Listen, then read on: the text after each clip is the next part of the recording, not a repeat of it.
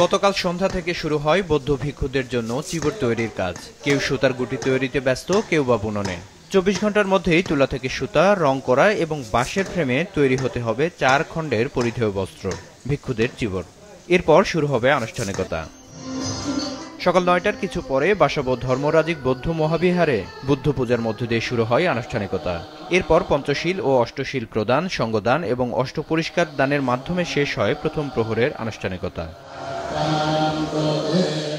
সন্ধ্যায় প্রদীপ জ্বালাবে, সবাই মিলে আমরা একত্রিত হবে। আজকে একটা বিরাট মিলন মেলা এই শুভ দান উত্তম কোটি শিবর দান নিয়ে। ভিক্ষুরা 3 মাস বর্ষবাস পালন করে, সাথে সাথে আমরা অষ্টশীল গ্রহণ করে থাকি। এইটার মূল্য হচ্ছে যে 16 ভাগ, অন্য দানগুলো হচ্ছে 1 ভাগ। এখানে শুধু ধর্মীয় আচার হয় না, এখানে সামাজিক একটা বন্ধনের সৃষ্টি হয়।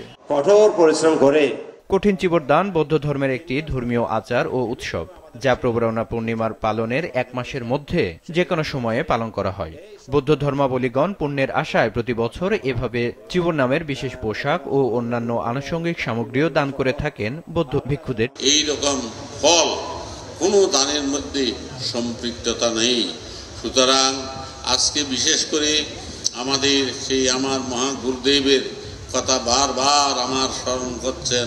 কঠিন দান বলা হয়েছে এই কারণে, এই দান করতে হলে দায়ক দায়িকা, উপাসক উপাসিকাদেরকে 3 মাস ব্যাপী দানশীল ভাবনার অনুশীলন করতে হয়। দুপুর 2টার দিকে শুরু হয় দ্বিতীয় আনুষ্ঠানিকতা। বিভিন্ন মন্ত্রপাঠ শেষে ভিক্ষুদের হাতে উৎসর্গ করা হয় চিবর। এদিকে সকালে বান্দরবানের উজানিপাড়া রাজগুরু মহাবৌদ্ধ বিহারে দায়ক দায়িকার আয়োজনে কঠিন চিবর দানোৎসব উদযাপিত হয়।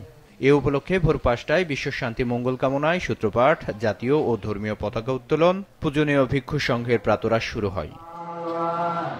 পরে রাজবাড়ী থেকে একটি বর্ণাঢ্য শোভাযাত্রা বের করা হয়। শোভাযাত্রাটি শহরের প্রধান প্রধান সড়ক প্রদক্ষিণ শেষে উজানিপাড়া রাজগুরু মহাবৌদ্ধ বিহারে গিয়ে শেষ হয়। বিপ্লব হাসান, মাছরাঙা সংবাদ, ঢাকা।